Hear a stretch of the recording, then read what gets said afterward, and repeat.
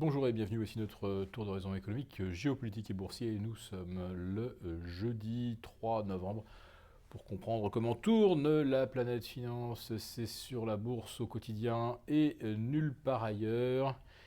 Et l'épisode du jour s'intitulera Ça commence à chauffer à J-5. J-5 avant le résultat des présidentielles américaines.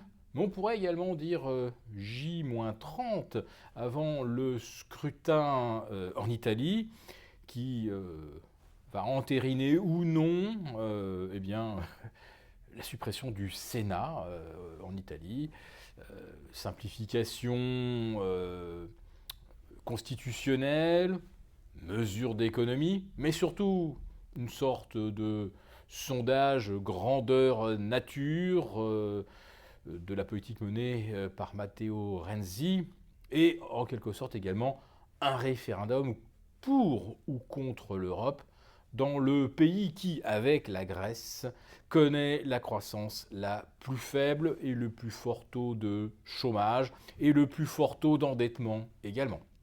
Mais revenons quelques instants donc au compte à rebours des élections américaines.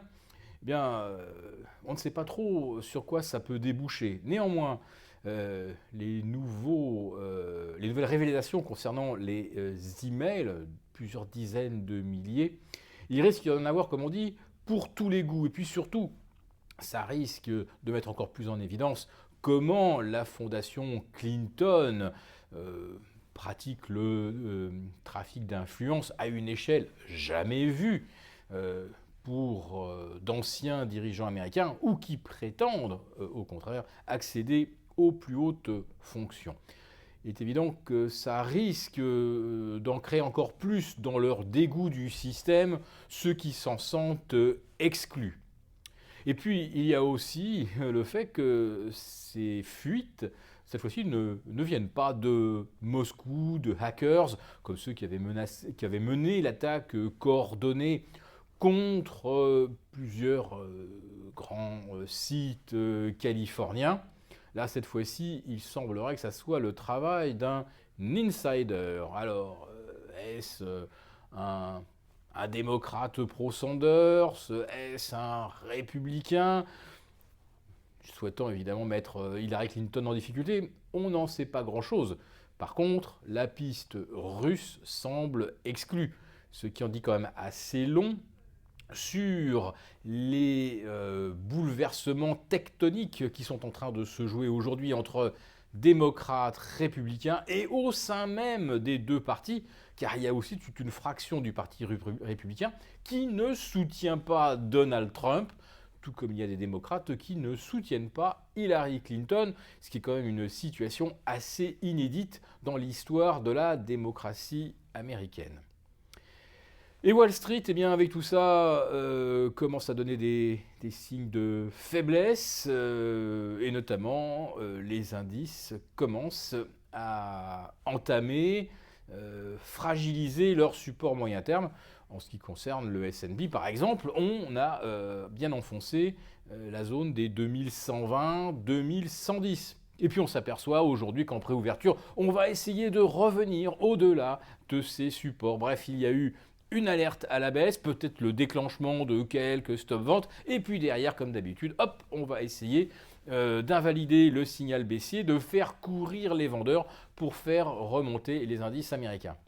Mais à mon avis, ils n'iront pas très haut, sauf si le dollar se mettait lui aussi à se redresser. Car le véritable baromètre de l'état psychologique des investisseurs, ce n'est pas les actions sur lesquelles il y a pratiquement plus de volume et où on sait que les banques centrales ont la main et au travers de leurs quelques relais que nous qualifions les Sherpas peuvent soutenir artificiellement les indices. En revanche, sur les devises, c'est beaucoup plus compliqué. Et si l'alternative Trump devait se matérialiser mercredi prochain, eh bien là on verrait évidemment des bouleversements très importants sur les devises, sur les marchés obligataires, sur les actions.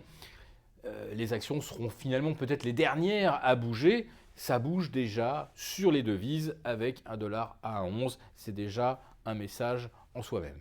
Alors ce que nous redoutons également d'ici mardi prochain, c'est qu'il se passe un nouvel incident au Proche-Orient, une nouvelle escalade dans l'affrontement entre les néoconservateurs et Moscou.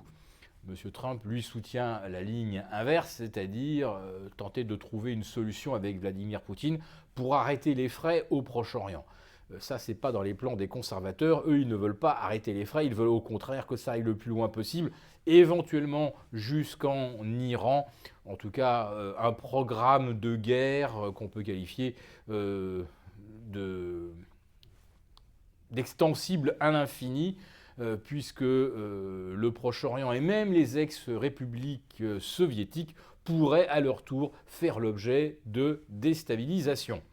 Donc la guerre éternelle contre une paix pas forcément favorable aux États-Unis, naturellement, si M. Trump était élu. En ce qui concerne les actions en Europe, le CAC 40, on l'a vu tomber jusque vers 4004 et puis revenir une nouvelle fois sur le pivot des 4444.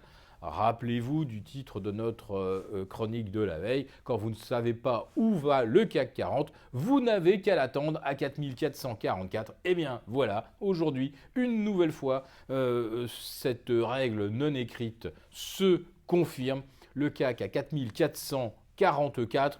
Le S&P à 2110, le Dow Jones repassant au-dessus des 18 000.